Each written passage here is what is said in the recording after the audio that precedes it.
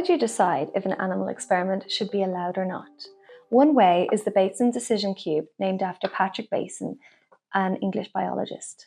The cube has 3 dimensions to represent 3 important ways of analysing an experiment. The first dimension is the importance of research. This includes the progress of science, or it could include the development of treatments for different illnesses. Second dimension, the likelihood of success. Is this a well-designed project? Is there evidence that this experiment will be useful? Finally, harm to the animal. We must always consider the severity of the harms that animals will face. Projects that fit the solid part of the cube are not acceptable. The benefits do not justify the harms caused. But the projects that fit in the open side of the cube, those can be acceptable. Now let us consider a few examples. Let us imagine an experiment in which the researchers are trying to understand the disease mechanism of lung cancer. We can consider this experiment to be very important, so the level of importance is very high. Now, let us consider that the research is designed in a way that it will reduce harm to the animals to a very moderate level. Then we are going to be found here.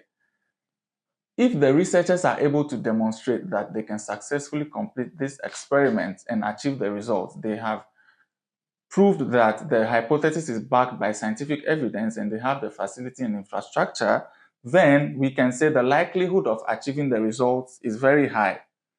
In this case, the decision-making is going to fall at this level, so the box goes in here, so the experiment is acceptable. Now let us keep all these criteria in mind.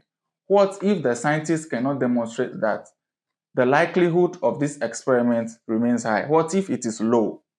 Then the decision is going to fall on this solid box. It means the experiment should be rejected.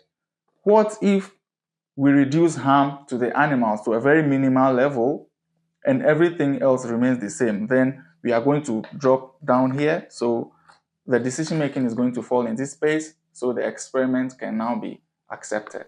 The Bateson Decision Cube is a useful way of visualizing the criteria used to make decisions about animal experiments.